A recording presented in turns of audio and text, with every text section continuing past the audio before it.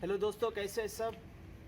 मैं आज आपको बताने वाला हूँ ये जो बाइक के टायर्स होते हैं मोटरसाइकिल के, उसमें बहुत सारे नंबर्स लिखे हुए रहते हैं टायर पे। तो मैं आज आपको बताने वाला हूँ ये सब नंबर्स का मतलब क्या है। तो आप देख सकते हैं ये मेरे पास एक रियर टायर है, मेरी गाड़ी का जो ख़राब हो गया था। उसके ऊपर यहाँ पर आप पहले देख सकते हैं 3.0017।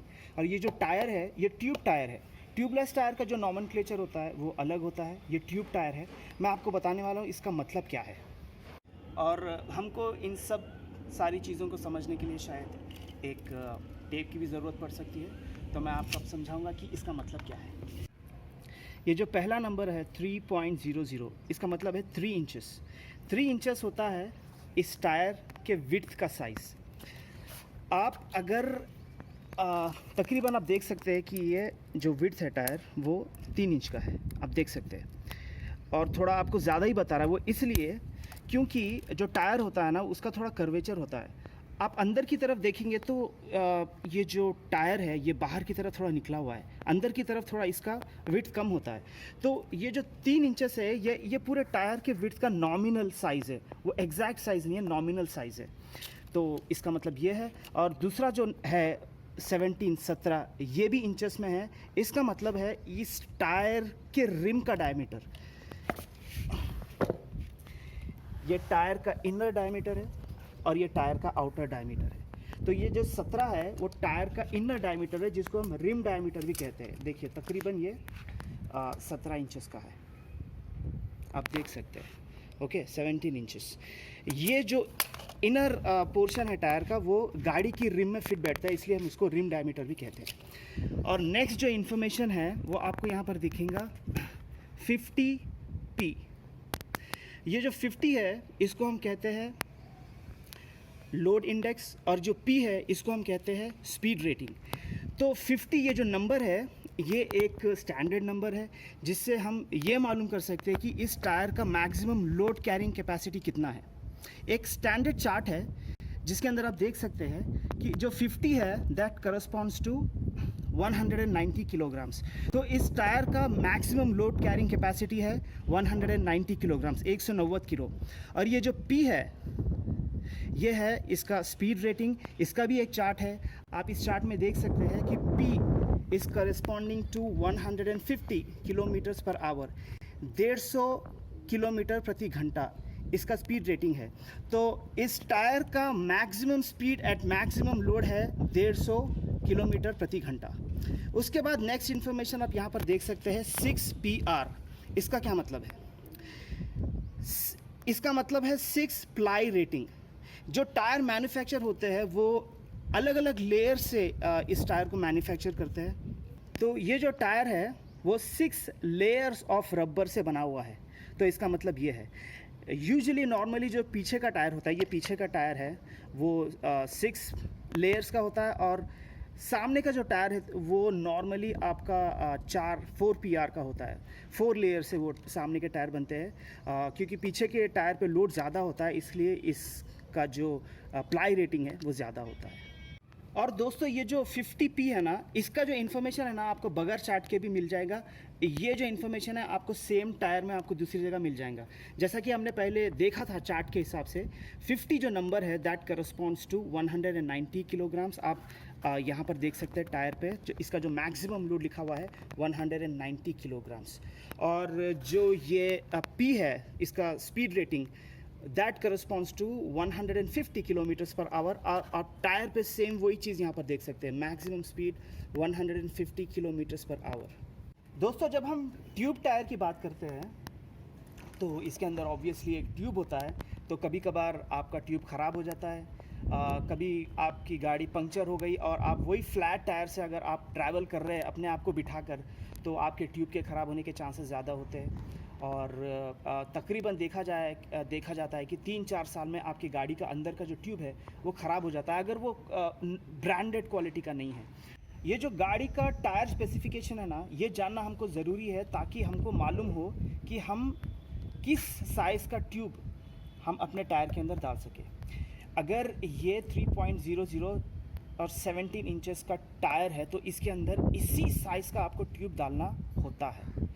आप जाएंगे दुकान को और दुकान वाले या पंचर वाले आपको बोलेंगे भाई ये साइज़ का आप ट्यूब डाल लो चले जाएगा, लेकिन ऐसा नहीं होता, आपको बराबर उसी साइज़ का डालना पड़ता है। मैं आपको बताता हूँ मेरे साथ क्या हुआ।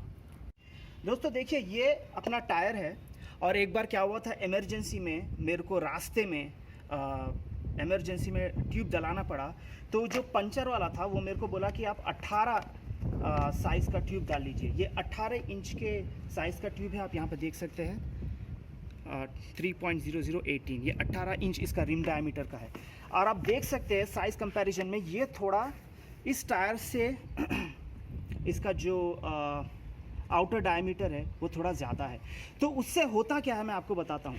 देखिए, जब ये ट्यूब इस टायर के अंदर जाता है तो ये फूलता है, और क्योंकि ये 18 इंच का डायमीटर का ट्यूब है तो ये 17 इंच के डायमीटर के टायर में एक्सपैंड हो रहा है। और वो जब एक्सपैंड होता है तो उसको ज़्यादा एक्सपैंड होने की जगह नहीं मिलती, क्योंकि ये बड़ा ट्यूब है।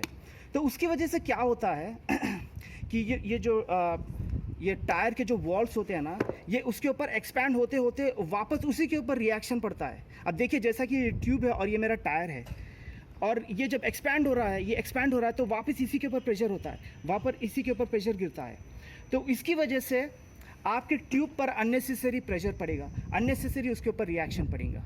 तो दोस्तों, अगर आप समर टाइम पर गाड़ी चला रहे हैं, समर में 43-45 डिग्री सेल्सियस आपका टेम्परेचर होता है, तो उस टेम्परेचर की वजह से ये जो ट्यूब है वो और ज़्यादा एक्सपेंड होता है। और अगर आपकी गाड़ी लंबी चल रही है रोड पे, तो जो फ्रिक्शन होता है टायर और सरफेस के बीच में, देखिए टायर और सरफेस है, ये जब टायर चलता है रोड पे तो ये जो फ्रिक्शन पैदा होता है, ये फ्रिक्शन जो पैदा होता है इसकी वजह से भी हीट जनरेट होता है।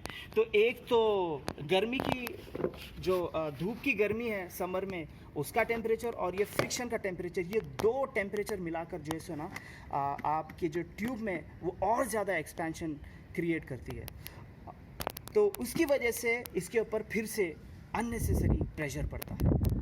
दोस्तों, ये बड़ी कॉमन सेंस की बात है कि जब कोई चीज़ हीट होती है, किसी पे गर्मी पड़ती है तो वो एक्सपैंड होता है। तो आप कह सकते हैं कि अगर ट्यूब एक्सपैंड हो रहा है तो टायर भी एक्सपैंड होएगा, बिल्कुल सही बात है। लेकिन फिज़िक्स के अंदर अगर हम थोड़ी फिज़िक्स की बात करें तो सॉलिड्स और लिक्विड्स और गैसेस में सेम टेम्परेचर डिफरेंस में गैसेस सबसे ज़्यादा एक्सपैंड करती है। तो अगर टायर इतना एक्सपैंड हो रहा है तो आपका जो गैस है ट्यूब के अंदर वो इतना एक्सपैंड होगा। Gases expand most when heated. This is because gas particles are far apart and are weakly attracted to each other. It is much easier for them to move further than solids or liquid particles when heated. Heat causes the atoms of the gas to vibrate and take up more space. मैं आपके मालूमात के लिए बता दूं कि physics के अंदर गैसेस से रिलेटेड, गैसेस के एक्सपेंशन से रिलेटेड एक लॉ है जिसको हम कहते हैं चार्ल्स लॉ, जिसके हिसाब से जो वॉल्यूम है गैस का, volume of the gas is directly proportional to temperature. तो जितना ज़्यादा टेम्परेचर उतना ज़्यादा वॉल्यूम, जितना कम टेम्परेचर उतना कम वॉल्यूम। दोस्तों, अगर हम बड़े साइज़ का ट्यूब 18 साइज़ का ट्यूब अगर हम 17 इंच के साइज़ के टायर में डालेंगे तो उससे क्या होगा मैं आपको बताता हूँ। देखिए मेरे साथ क्या हुआ। ये एक पंचर, ये एक पंचर, ये एक पंचर, और अल्टीमेटली इसका जो वाल्व है उसके अराउंड का जो मटेरियल है वो ख़राब हो गया। तो अननेसेसरी प्रेशर होने से आपका ये प्रॉब्लम होता है। तो आपको ये हमेशा स्पेसिफिकेशन अपने टायर के मालूम होना ज़रूरी है और उसी साइज़ का आप ट्यूब डलाइए, तो आपकी जो ट्यूब की लाइफ है वो भी ज़्यादा रहेगी। पंचर वाले बोलेंगे आपको भाई दला लो चलेंगे गाड़ी, लेकिन आगे जाके आप ही परेशान होंगे और आगे जाके आपके ही जेब पर लोड पड़ेगा। दोस्तों, मैं भी आपको और एक ट्यूब बताने वाला हूँ। ये भी मैंने इमरजेंसी में डलाया था। ये 17 इंच का ही है, लेकिन इसका जो विड्थ है वो 2.75 इंचेस का है। सो ये ट्यूब अगर आप कंपेयर करेंगे इस टायर के ऊपर रख के तो आप देखेंगे कि ये एकदम परफेक्ट फिटिंग में आपको नज़र आ रहा, ये बराबर बैठ रहा है इसके ऊपर। लेकिन इसका प्रॉब्लम ये है कि ये 2.75 इंचेस का, और मेरी जो बाइक है वो 3 इंचेस विड्थ का है, तो ये कम साइज़ वाला है। और आप कम साइज़ वाला भी डलाएंगे तो आप यहाँ पर देख सकते हैं कि ये यहाँ से गया, देखो ट्यूब पूरा। और जो पुराना ट्यूब था वो थोड़ा ब्रांडेड था, ब्रिजस्टोन का था, वो घिसते पिटते 4.5 महीने तक चल गया। लेकिन ये जो था ये लोकल क्वालिटी का है, ये ब्रांडेड नहीं है, ये 24 घंटे के अंदर अंदर उड़ गया। तो आपको जो ट्यूब डलाना है टायर के अंदर वो बराबर साइज़ का होना चाहिए, ना बड़ा होना चाहिए और ना उसका साइज़ कम होना चाहिए। दोस्तों अगर हम टायर्स और ट्यूब्स के ब्रांड की बात करें तो मैंने हर ब्रांड के प्रोडक्ट्स को यूज़ किया है। ब्रिजस्टोन ले लीजिए, सियाट ले लीजिए, आपके ख्याल में जो ब्रांड आता है उन सारों को इस्तेमाल किया है। लेकिन एक ब्रांड जिस पर मैं बहुत ज़्यादा भरोसा करता हूँ, जिसका कोई मुकाबला नहीं है मेरे हिसाब से, मेरी पर्सनल चॉइस है, मार्केट में जिसका कोई मुकाबला नहीं है, और वो ब्रांड है MRF। उसकी एक लिमिटेशन ये है MRF की कि MRF के जो जितने भी प्रोडक्ट्स होते हैं वो उनके सिर्फ ऑथराइज्ड डीलर्स के पास ही आपको मिलेंगे, आपको दूसरे डीलर्स के पास वो नहीं मिलेंगे। दूसरे डीलर्स के पास आपको दूसरे ब्रांडेड चीज़ मिल जाएंगे, लेकिन MRF के आपको वहाँ पर नहीं मिलेंगे। तो ये मेरी पर्सनल चॉइस है और मेरा पर्सनल रिकमेंडेशन है। दोस्तों अगर मैं आपको एक और सजेशन दूँ तो मैं आपको ये सजेशन दूंगा कि आप ये टायर और ट्यूब के झंझट में मत पड़ो, आप सीधा ट्यूबलेस टायर ले लो, उसमें ट्यूब डालने की ज़रूरत ही नहीं पड़ती। अब ये टायर और ट्यूब में क्या प्रॉब्लम रहता, टायर सही है तो आपका ट्यूब जाता, ट्यूब सही है तो आपका टायर जाता। ट्यूबलेस टायर ले लो, उसका जो मटेरियल होता है जिससे वो बनता है वो भी वो जो मटेरियल होता है वो हार्ड मटेरियल होता है, वो तो जल्दी ख़राब भी नहीं होता और ज़्यादा उसके अंदर पंचर के प्रॉब्लम्स भी नहीं आते। तो मेरी सजेशन यही है, और ज़्यादातर लोग तकरीबन लोग आपको यही कहेंगे कि आप ट्यूबलेस टायर पे जाइए आप। तो दोस्तों मुझे उम्मीद है कि आपको इस वीडियो से मालूमात हासिल हुई होंगी। शायद कुछ गलतियां हो जाए, अगर कुछ गलतियां हो जाए तो मैं तहे दिल से आपसे माज़रत चाहता हूं। और जितने भी लोग हैं जो अपने तरीके से लोगों की मदद कर रहे हैं वीडियोस वगैरह बना के किसी भी तरह से, मैं उन सारे लोगों को आम तौर पर शुक्रिया अदा करना चाहता हूं। ये आप लोग इस तरह से जो करते हो, लोगों की मदद करते हो, तो हम जैसे नाचीज़ को भी एक हौसला मिलता है कि हम भी कुछ ना कुछ करके लोगों की मदद करें। तो अब इसी तरह से लोगों की मदद कीजिए। खुदा आपको सलामत रखे और दुआ में याद रखे।